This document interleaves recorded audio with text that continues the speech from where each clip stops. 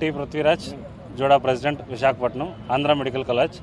మీ అందరూ తెలుసు, ఇది ఎన్నో రోజు 7 రోజులుగా ప్రతి వైద్యుడు ఇక్కడ ఉండే వాళ్ళందరూ రోడ్డు మీదే ఉన్నాం.